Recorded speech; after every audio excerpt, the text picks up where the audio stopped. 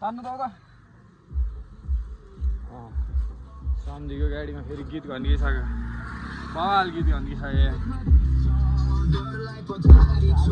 ल ल ल ल यस्तो भइसक्यो यस्तो हुन्छ यो चाहिँ सम्धीको गाडी अनि हिजो त्यत्रो भएको चाहिँ अनि उत्रो ल हो हामी ठिक्कर जाने यस्तो एकचोटि फेरि तपाईँ के गर्नुभयो उता लानुभयो कि यता लानुभयो चाँडाथलीमा जाने म चाँडाथली जाने म चाहिँ ल सम्धि बिस्तारै बाई बाई हामी चाहिँ अब चल्दैछ हामी चल्दैछ अब काम धाम नहीं है पैसा भी नहीं है गप हो गया है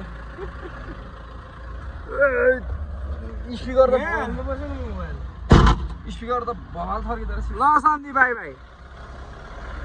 ल सम्धीको गाडीको लुक्स चाहिँ आउँछ सही आमा बनबुल हेर न कत्रो लामो लत्रे छ पुरै सारा राजाको सवारी त्यही ठिक लेखेको हो क्या त्यो पछाडि लेखेको यहाँ हामी राजाहरूको सवारी हुँदैछ यो चाहिँ ठिक लेखेको हो क्या राजाको सवारी राजा यहाँ छ यहाँ मेरो मन्त्री सेनापति ए होइन कटप्पा मामा ल अब सम्धीको चलाइ हेरौँ है गाइस सम्धीले उडाउनुसम्म उडाउँछ सम्धीको चलाइ हेर्नुपर्छ अहिले त होइन हाइवेमा हेर्नुपर्छ पागल कुदाउँछ पागल हामीलाई डर लाग्छ हामी नचल्दैछ है सम्धीको कुदाइ हेर्नुपर्छ यसो मन के अरे सानो हुने त्यस्तो मान्छेहरूलाई चाहिँ सम्धीको अगाडि पार्नु हुँदैन कमजोर हुनेहरूलाई फेरि मन कहाँनिर कुद त भएको छ थाहा हुँदैन तर यो कन्भेल चाहिँ जोड लामाले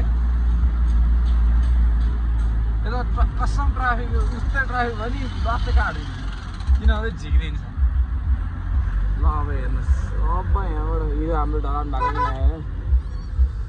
अब गरेर यहाँबाट लत्तै काटिन्छ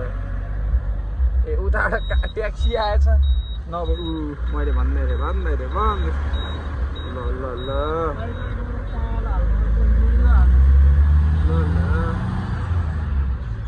नचाउनु थाले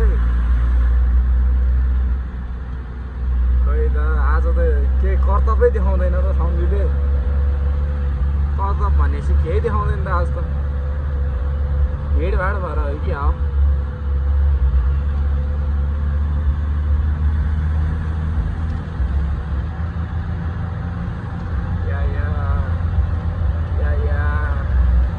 ल गाइस अहिले एकछिनमा भेट्नुपर्छ अहिलेको लागि चाहिँ कुरा यस्तै हो